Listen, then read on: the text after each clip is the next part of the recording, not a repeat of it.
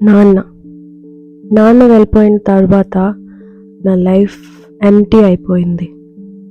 నాన్న ఉన్నప్పుడు భయం అనేదే ఉండేది కాదు. బికాజ్ డాడీ ఉన్నారులే, చూసుకుంటారులే అన్న ధైర్యం ఉండేది కాబట్టి. నా లైఫ్ చాలా హ్యాపీగా, స్ట్రెస్ఫుల్గా వెళ్ళిపోతున్న రోజులవి.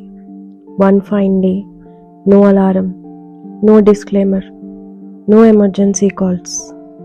Exactly on 7th August 11:40 PM ఆఫీస్లో ఉన్న నాకు నా బ్రదర్ నుంచి ఒక కాల్ వచ్చింది. అక్క, డాడీకి బాగాలేదు, రెస్పాండ్ అవ్వట్లేదు అని. Shock, freeze. నేను ఆ సిచ్యువేషన్ని అర్థం చేసుకునే లోపే ఇంకొక కాల్. అక్క, డాడీ ఈజ్ నో మోర్.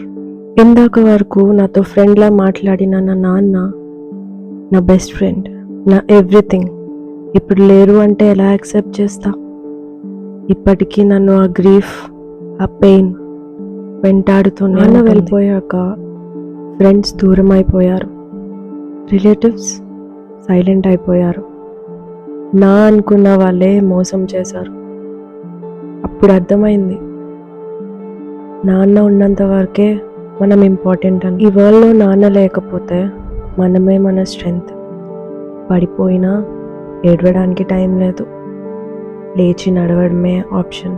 నాన్న, నువ్వు లేకపోవడం చాలా పెయిన్, కానీ నువ్వు ఇచ్చిన ధైర్యంతోనే నేను ముందుకు వెళ్తున్నా.